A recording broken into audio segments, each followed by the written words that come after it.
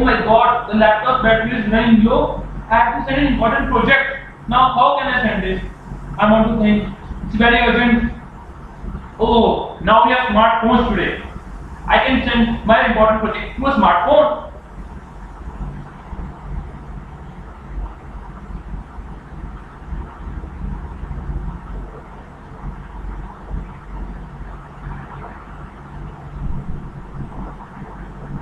Project sent.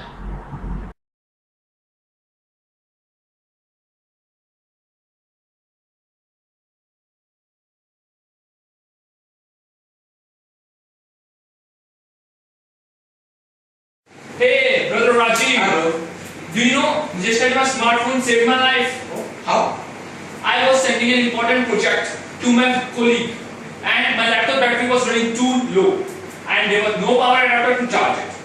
I then sent my file to my colleague with my smartphone within 2 seconds. And I have also read from the newspaper that a new mobile is coming, Samsung Galaxy Note 4, which has an octa-core processor with a speed of 2.4 gigahertz.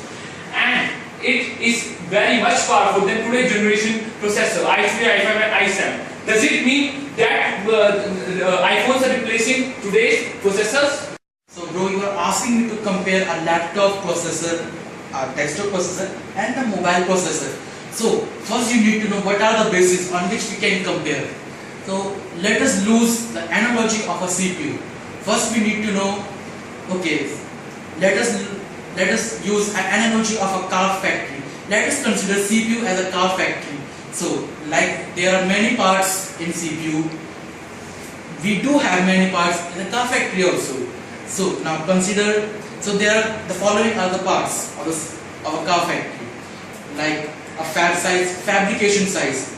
It indicates the number of, the size of robot people, the robotics or the machinery used. This is an analogy to the transistor used in CPUs. Less number of transistors, less power they will consume. The next factor is TDP, thermal design power. Now, what this means? This means that how much power the CPU will consume when it is used to its fullest. So, what we have got? We have compared on the basis. The bases are TDP and fab size. But these are measurable. We are forgetting one thing. The one thing which is not so measurable, that thing is the architecture. Architecture decides on which we can compare both the mobile processors and desktop.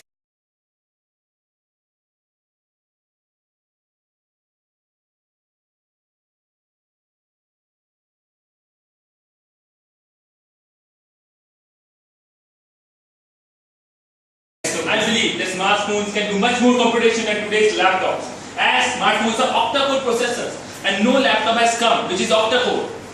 What's going on, guys? So Harshit, we are trying to find out the differences between desktop processors and mobile processors. Can you just help out? Yeah, sure. What do you think? I am corresponding with Rajiv that clock speed of both laptop and a smartphone is same, 2.53 GHz. But a mobile can do much more computation than a laptop. How is it possible, Harshit? Well, it's not the only factor on which the performances depend on. See, there is a test called benchmark test, which has proven the other, but they perform worse than those which have got lesser clock speed. So, benchmark test is another test which which separates the good ones from the bad ones.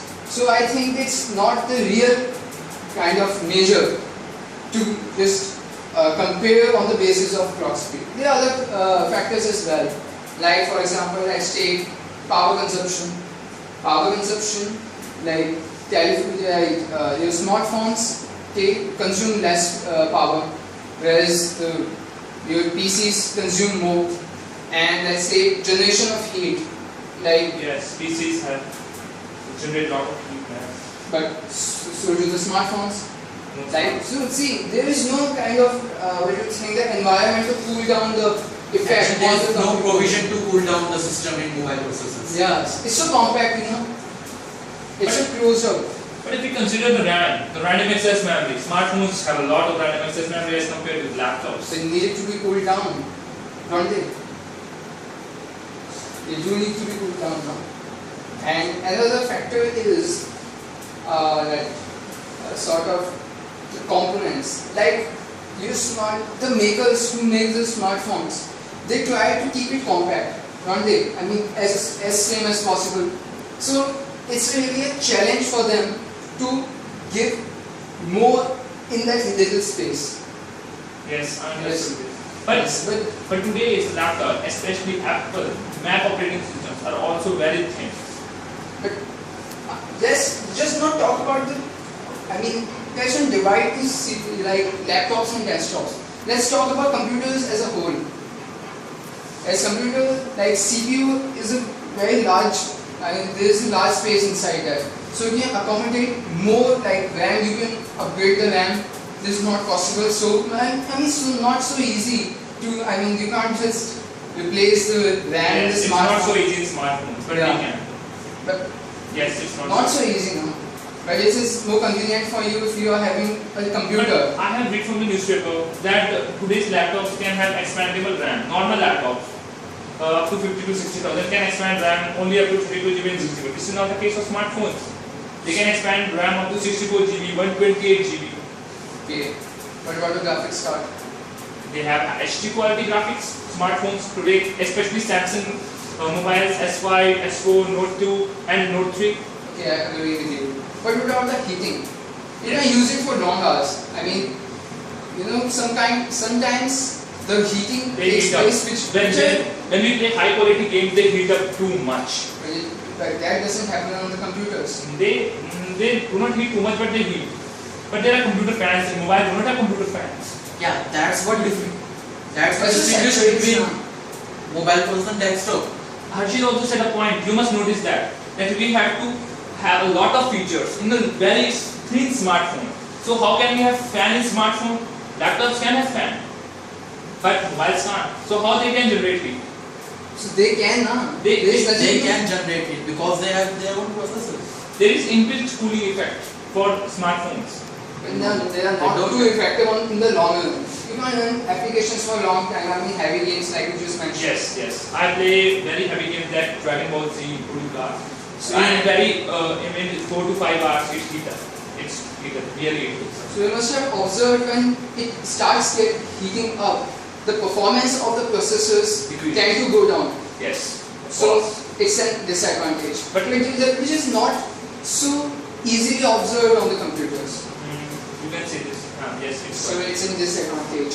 So in short, you can say computer is sort of winning the battle. Now I will tell you one thing which you will definitely agree.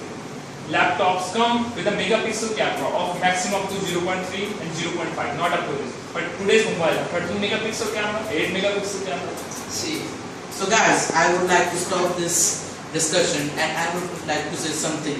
But I would like to conclude this argument you are having.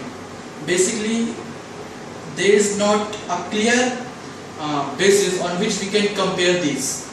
It depends on what type of work we want to do. If you want to compute something, then obviously the computers are better. But if you want something like multimedia, then that goes for smartphone. Yes, now I also want to conclude that every main gadget has some pros and cons in it. Yes. No gadget is fully sufficient and fully accessible in today's generation. so I'm satisfied. Yes, I'm satisfied.